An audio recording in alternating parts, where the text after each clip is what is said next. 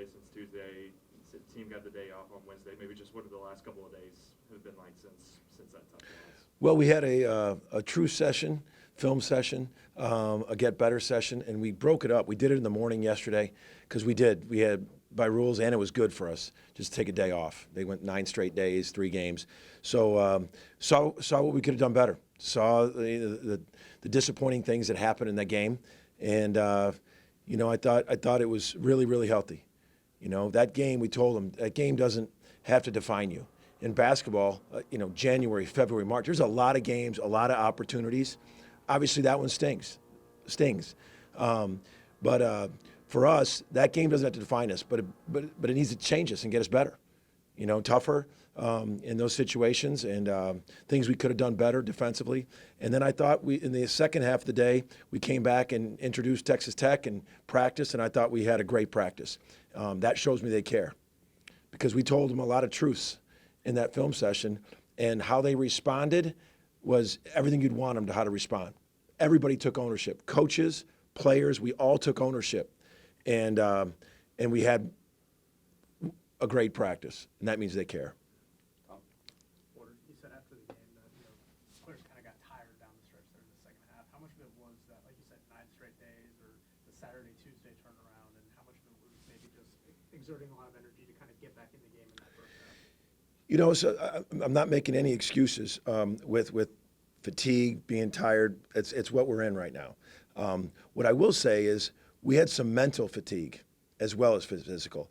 It was 52-52, and we lost Max on a little chase action that we were going to go over. We went under. He made you pay. We lost Dessous. They ran a little horns action. We were supposed to be up in him. We backed off 5 feet. He caught it and made a 3. Those are mental fatigue mistakes that just like kind of happen. And that's where I think the fatigue was. Everybody's tired. Like that's, they're in the same stretch we are. So that's that. But I thought it was mental fatigue. We had some mental lapses when it was 52-52. Right. When you got a guard like Pop, Yeah, bring some of the same stuff he'll pull out from deep too. Is that almost a exciting thing for those guys to be able to say you can immediately right those wrongs the exact next time out? absolutely. That's exactly what we talked about. It's exactly what we said yesterday. I said Pop is the leading scorer in this league. He works really hard for the ball, just like Max did. Can shoot from anywhere, no range. There's another one, mental mistake. We were officiating that play. They traveled, and we were officiating it, and then Max hit like a 27-footer. If you think you're far enough out on him, get farther out. You're not far enough to guys like Pop and Max. I think they're really good. I mean, obviously they're number 1 in our conference, but we did. They to guard a guy like Pop, like he never stops working for the ball. He can score a variety of ways. He's really quick. He can get to the rim. But we absolutely, it's a chance to guard another elite scorer like that. But we got a lot of respect for their guards. I think Toussaint, we knew him at West Virginia. He is really good. We watched him on how he just, how when they beat Texas at Texas, how physical he was. Kerwin Walton's shooting the ball at a great clip. So we got a lot of respect for them, their guards, and what they do. Yeah, Porter, kind of piggybacking on Tom's question about fatigue. Obviously, Tech had the week off. How does that change things, and what kind of challenge is that when they had the extra days off? I just still don't know how this happens. You'd think the bye week, they would play the bye week teams. You just think that's pretty logical. Can't worry about it. Can't control it. We took a much-needed day off, mentally and physically, to get away. And, we got to do our prep for them. And it is what it is. I mean, our focus is not even, and actually we're not even talking to our guys about that. They'll probably listen to this press conference, but not even really talking about that with our guys. We're talking about, they know how there's quick turnarounds. We had to really introduce Texas Tech yesterday. We had to put in their scout, put in our game plan. We got to practice again here today. And so that's been our focus, not about that then they've had their bye week, but it is what it is. We're just looking forward to getting back and competing, getting back and being who we are. We weren't good, but we weren't who we were in a long stretch in that game the other day. So we're excited to get, whether we have 2 days off, 3 days off, 4 days off, we're excited to get back and compete and be who we are. I want to ask you about Sam. you know, the last couple of games, foul trouble's been a little bit of an issue for him. I know he's a explosive, energetic kind of guy. What's that balance for him maybe between being energetic, playing hustle, all that stuff, but not getting into early foul trouble? I just got a good feeling about Sam right now. I think he's going to come out and have a great game set. I just do. For me, he was putting so much pressure on him, and I just think he's just taking a deep breath on his day off, and he just came back. He had a great practice yesterday. He was bouncing, he was dunking, he was all over.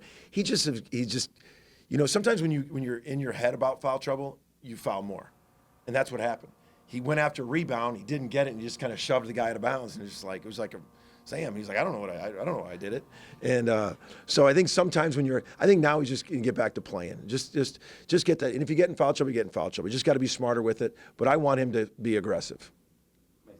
Porter, you guys have been really competitive with everybody you played so far in the rebounding category, and then really struggled on the offensive boards against Texas. What goes into fixing that? What were some of the difficulties you had with that, and how do you get that right against Tech? So, you know, I think I told you yesterday. A lot of times I'm always saying, don't let your offense dictate your defense. If you're not making shots, doesn't matter. You have to guard. I thought our defense dictated our offense. I thought we weren't playing very good defense, and then we just kind of. When your offense isn't going, you need those extra offensive rebounds. We talked about it. We talked about it in our film session. We got to go get extra rebounds, extra possessions. You know, those are guys like John Hughley, challenging him. When you're in there, I mean, you got to come up with one or two. Rivaldo Soares has been good at it, getting us extra possessions. Ortega's got to get us extra possessions. But we have been good rebounding the ball. We're going to have to be very good against this team rebounding the ball, the way they offensive rebound and the size they have. So rebounding is always one of those things that we're nonstop talking about, addressing. It's a key to every single game. Like you said, the season's long, you're going to lose some games, but how do you build a team and a program that's able to kind of bounce back and get right back on track after a tough loss? Yeah, it's what we've talked about. Like even when we lost that week, we lost those TCU and Kansas. It's the same mentality of whoever your opponent. You lose, you know. First part of our process is why'd we lose? Like what do we need to do better? And that discussion was pretty lengthy from the last game. But then it's like, let's get right back at it. Let's get right back at it. You can't stay 2 down or 2 up in this league. Every single game is a quad 1 game. Every single game seems like you're playing a top 20, top 30 team. So you can't be too high. You can't stay too low. So those guys. But I will say that this after Tuesday's loss, there was a little bit more energy. That's not even the word. Zest in the film session. That and that's why I love how the guys responded. And that's how you got to respond on a game like that. Chris, Porter, what does the coaches versus cancer mean to you, and how special is it to have survivors joining you? It means a lot to me. I lost both my parents to cancer. So every year this is something. I had my secondary parents were my college coach and his wife. I played for him 4 years, and I coached with him 7. And they became, Tony and Kathy Baroni became my second set of parents. They both died of cancer.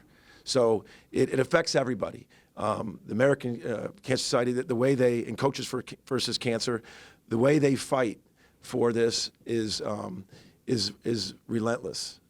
And that's what we have to be, because we're going to beat it. We are beating it. I mean, look at how many lives have been saved, you know, with all the work that has been done.